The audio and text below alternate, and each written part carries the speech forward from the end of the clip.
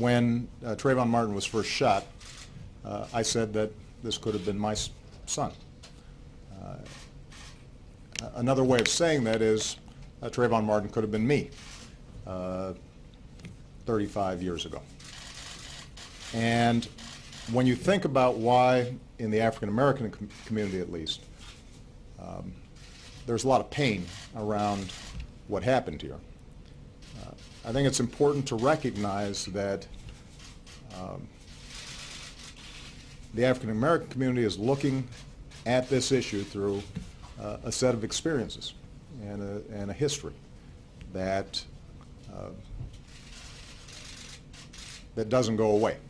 All right, that's the president last Friday. Welcome back to the Steve Malzberg Show, hour number 2 of the 3-hour extravaganza. Joining us now to talk about what the president had to say is Jennifer Rubin, your reader, the Washington Post, the Right Turn column. Hello, Jennifer. How are you? I am just fine. How are you doing? Good. Good to talk to you. It's been too long. The president, the headline of the piece that appeared the other day was President Obama's sad view of America. And I got to tell you, I couldn't agree more. And just what he said there about how African Americans view this verdict based on a history and a past that just won't go away. Let's talk about that before we address what else he used the past as an excuse for.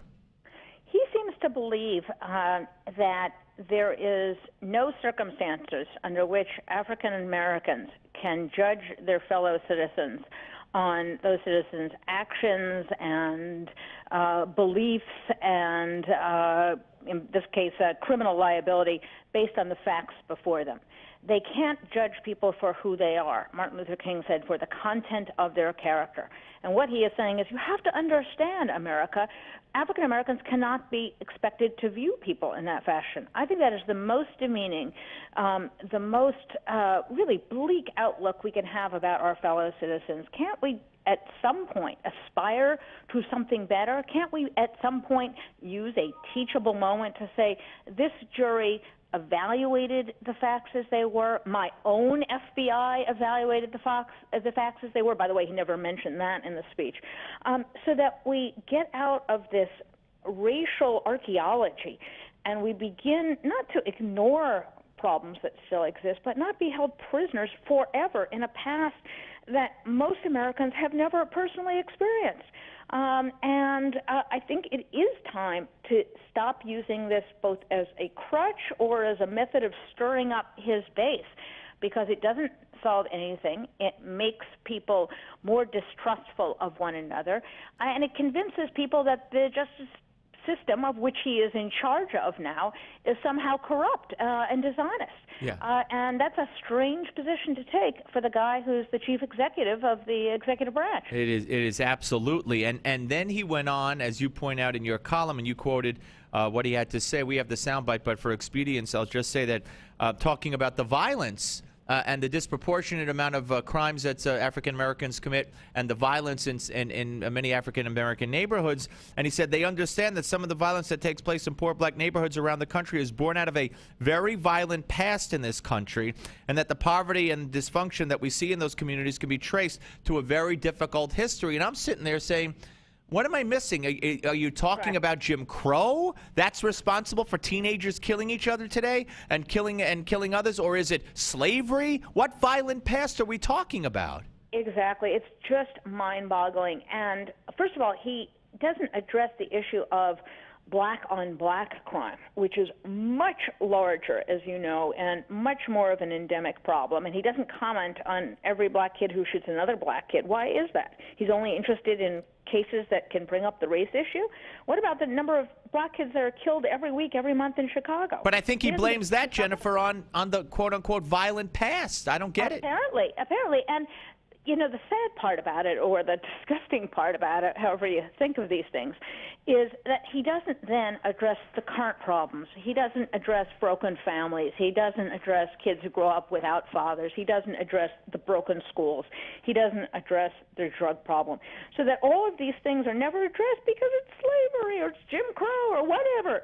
And it's a complete lack of responsibility. I feel like we've gone backward decades in the race issue. I thought we had gotten to the point where whites, blacks, Republicans, Democrats realized that there are certain problems in the African American community that need to be addressed, but that at this point, however we got here, we're here, and we should start working on them, start having policies that are family-friendly, start having policies that if not reward, at least encourage young men to take responsibility for the children they create.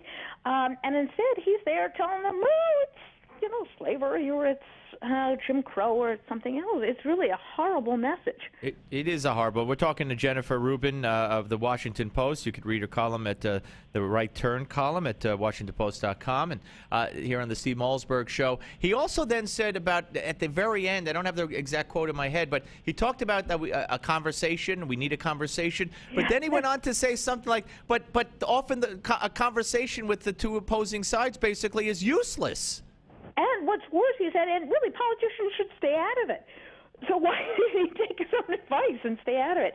The notion that we haven't had a conversation on race in this country is ludicrous. We have continual conversations, ongoing conversations, and you can say it's too much, it's too little, but the idea that no one ever talks about race in America, where does that come from? Maybe they don't spout back what he wants Americans to believe and to say. But you can't say we haven't had these conversations. We had a Supreme Court case on affirmative action. We've had a whole discussion about the Voting Rights Act. We have affirmative action discussions outside of legal cases. We have conversations about just what we were talking about problems in the inner city. No one is ignoring the subject. They just don't believe what he believes. And therefore, we're not being honest. We're a nation of cowards, as Eric Holder says. I don't buy it. I don't think most Americans buy it. No, and I don't know, none of this would be able to be accomplished by the president, by the attorney general, who got away. When I say got away with, I mean by the media, which is where I'm going, by saying, I know this verdict troubles you, he said to the black group, and it bothers me too. Corey, Angela Corey, thought and called George Zimmerman a murderer 2 days after the verdict. So if the media wasn't willing to permit this, Jesse Jackson says Emmett Till, he says apartheid state in Florida, just ludicrous insanity that he's ranting and raving about. And if the media, if this were the opposite way, and it was George Bush, and it went the opposite way, and it was right-wingers, white bigots or race baiters saying the opposite things, the media would pound them to death. But the media eats it up because that's how they feel.